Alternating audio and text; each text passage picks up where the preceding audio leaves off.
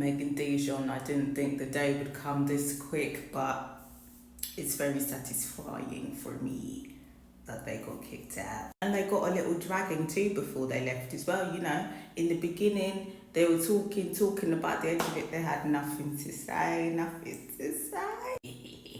So obviously we know that the ex-Islanders are coming back to vote somebody off. So obviously we had the least compatible couple, Connor and Megan, left. But Maya Jama came strutting into the house to be like, hold on, it's not finished yet, because the other two people in the bottom were Ty and Angel, no surprises there, and Meg and DEJON. I'm not surprised, but I was very much hoping with my fingers crossed, just because like they have riders.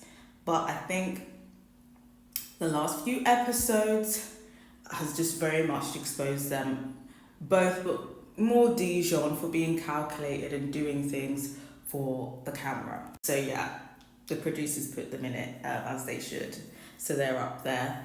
And I don't even think Meg and DEJON are surprised considering how the last few days have been. Now, there were rumours going around, as they always do. It's just like, you know how dry this season has to be, where it's like every episode, it seems like things are being leaked. Like, is it ITV at this point? Like, it's giving the ratings are low, so they have to like spoil to make sure that people tune in to see if the rumours are true or not. But the rumour had it is that there was going to be like a really shocking like OG couple going. So people are thinking it's going to be Meg and DEJON. And I think it was quite obvious that it was going to be Meg and DEJON.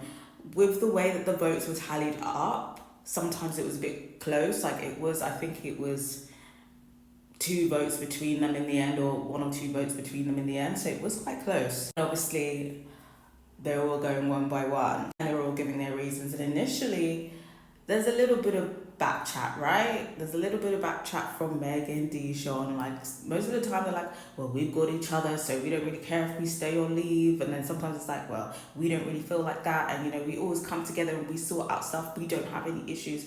On the defense, like we knew that they would be.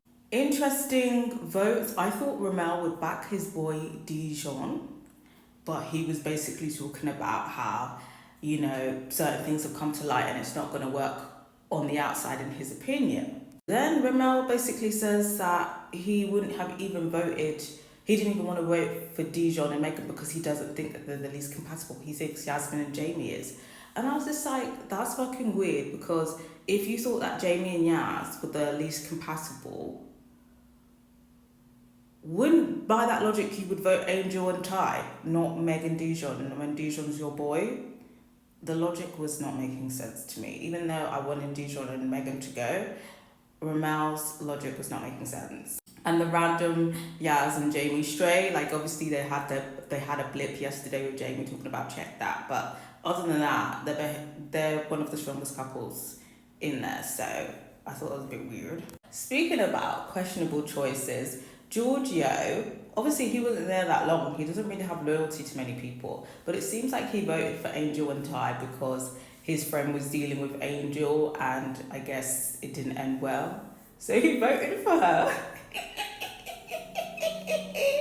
What's the tea on that? But anyway, I think that was the only one where it was a bit like, oh, I would have thought he backed his boy, because Harrison backed his boy DEJON, and so did Tommy. But like I've been saying, Meg and DEJON were very defensive, but then some of the girls were going in and they were basically like, the relationship is one-sided, and it seems like Megan likes DEJON more than Megan. DEJON has a wandering eye, yada yada yada. Namely, I think this was Sophie said it, Billy Kiss said it, Andrade said it.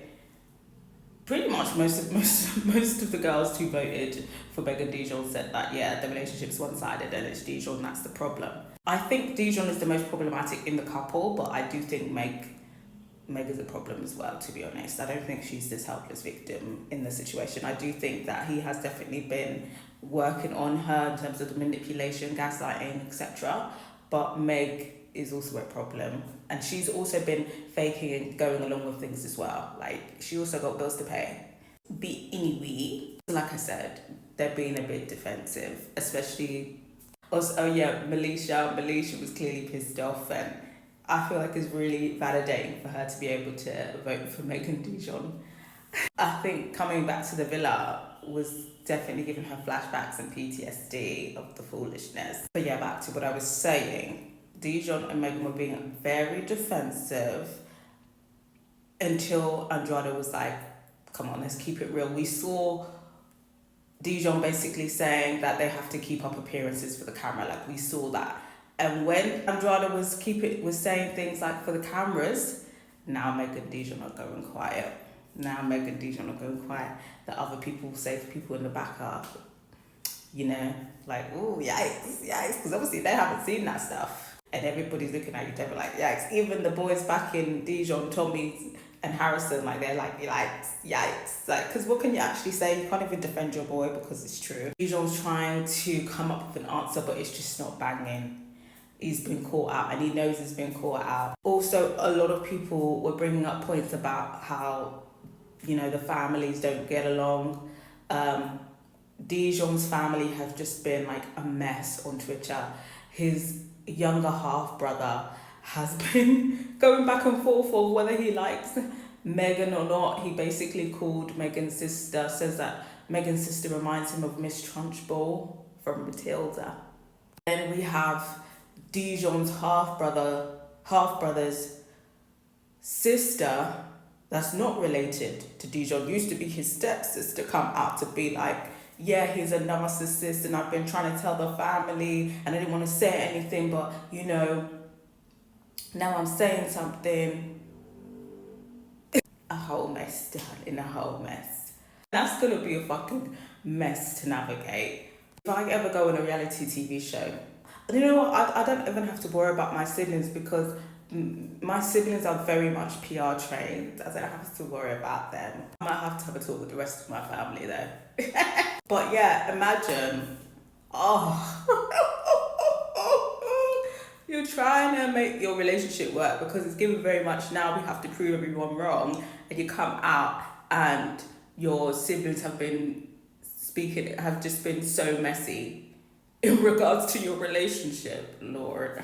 So yeah, ultimately DEJON and Meg got the most votes. They got kicked out. They left.